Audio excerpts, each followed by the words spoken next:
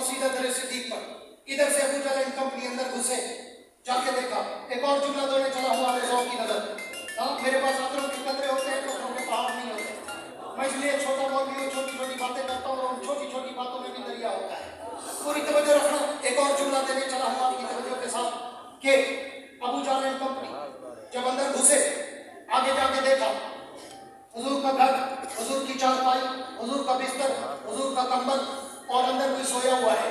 پوری توجہ چاہوں گا اہل ذوق کی زندگی میں, تاریخ میں, 1450 سال میں سب سے پہلا متشابہ ابو جہل کو لگا.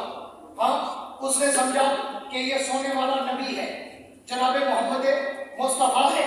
تو اس نے قریب آ کر, پوری توجہ رکھنا, میرے جملے کو ضائع نہ کرنا, اس نے قریب آ کر کہا قوم یا محمد, اے محمد اٹھو. اس نے سمجھا کہ یہ نبی ہے, لیکن جب چہرے سے چادر ہٹائی تو دیکھا یہ تو علی ہے. تو پھر علی پر والو میں کیوں نہ کہوں کہ تاریخ میں جس نے سب سے پہلے علی کو نبی سمجھا وہ ابو جہل تھا. آج بھی اگر کوئی علی کو نبی سمجھے گا وہ ابو جہل کی ذریت ہو سکتا ہے, محمد کا امتی نہیں ہو سکتا. نعرہ تکبیر, تاجدار ختم نبوت, تاجدار ختم نبوت, اسد صحابہ, اسد اہل بیت, دینی مدارس, مدرسہ جامعہ حسینیہ, سب سے پہلا متشابہ ابو جہل کو لگا. اور تاریخ نے پہلے ہی فیصلہ کر دیا کہ جو بھی آج کے بعد علی کو نبی یا نبی کے برابر یا نبی سے افضل سمجھے گا وہ ذریت ابو جہل ہو سکتا ہے, امت محمد نہیں ہو سکتا. آگے چلتا ہوں. ابو جہل قریب گیا اور علی سے, جب علی اور مرتضیٰ کو دیکھا, شیر خدا کو دیکھا, لرزہ بردار ہوا, حق میں غرق ہوا, حیران پریشان سرگردان پشمان خوشمد انداز ہوا. اور کو دیکھ کر کہتا ہے علی میں تو سمجھ رہا تھا نبی ہے, گھر نبی کا, چارپائی نبی کی, بستر نبی کا, کمبل نبی کا, اور تو کیسے؟ تو اس نے کہا حضور نہیں ہے. تو اس نے پوچھا, ابو جہل نے کہا نبی کہاں گئے؟ تو آگے بھی علی تھا, شیر جلی تھا, حق کا ولی تھا. علی جان دے سکتا تھا لیکن جھوٹ نہیں بول سکتا تھا. کیوں؟ حضور اپنا سارا شیڈول, اپنا سارا روٹ, اپنا سارا پروگرام جناب علی شیر خدا کو بتا کے گئے تھے کہ میں یہاں سے وہاں جاؤں گا, وہاں سے اس کو لے کر وہاں جاؤں گا, پھر میں وہاں سے وہاں جاؤں گا.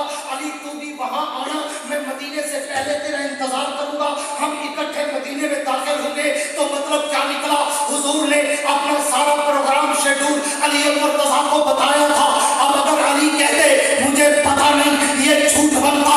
علی میں تیری حکمت پر, بصیرت پر, بصارت پر, عقل و دانش پر, علم و عرفان پر, زہد و تقویٰ پر, صداقت و امانت پر, دیانت پر اپنی جان قربان کروں. علی نے نہ جھوٹ بولا, نہ تقیے کا در کھولا.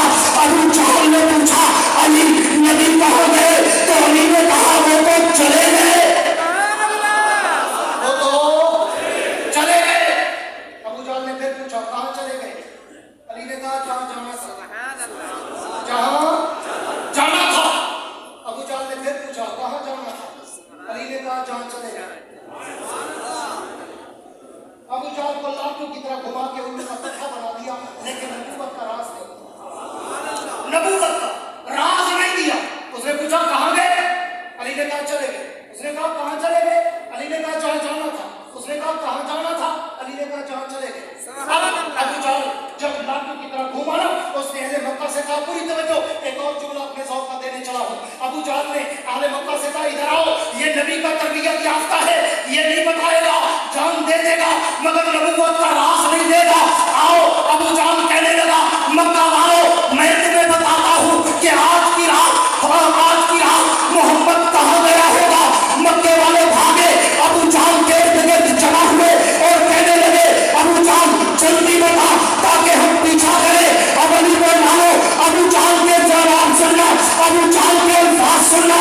ابو جہل کہنے لگا مکہ والو میرا دل گواہی دیتا ہے کہ مکے کی دھرتی پر ابو بکر سے بڑا یار محمد کا کوئی نہیں.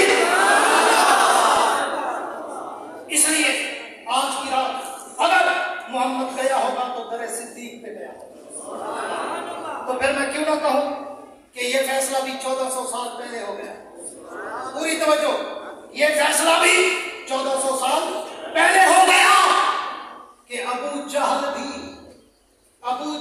भी अबू बकर को नबी का सच्चा यार मानता था। आज अगर कोई अबू बकर को नबी का सच्चा यार ना माने तो वो तो फिर अबू जहल से भी कुफ्र में आगे निकल गया। अब इधर ये मुकाबला हो रहा है और हुजूर दर सिद्दीक पर मुझे पौना घंटा कहा गया था, 35 मिनट हो गए और ये 10 मिनट तो पता ही नहीं चलेगा, मेरी एक सांस में चले जाएंगे। पूरी तवज्जो रखना। हुजूर दर सिद्दीक पर दरवाजे पे दस्तक दी। अभी तो मैंने रात को शुरू ही नहीं किया, अभी तो मैंने बात शुरू किया, रात को आगे बढ़ी। अभी तो मैं तमहीद में हूं, मैंने अभी मौजूद शुरू नहीं किया, लेकिन तवज्जो रखना, तमहीद को किनारे लगा जाऊं। हुजूर दर सिद्दीक पर दस्तक दी। अबू बकर बाहर आए और दरवाजा खोला। जब दरवाजा खुला, अबू बकर ने देखा कि सामने चौधरी के चांद से ज्यादा चमकता हुआ चेहरा नजर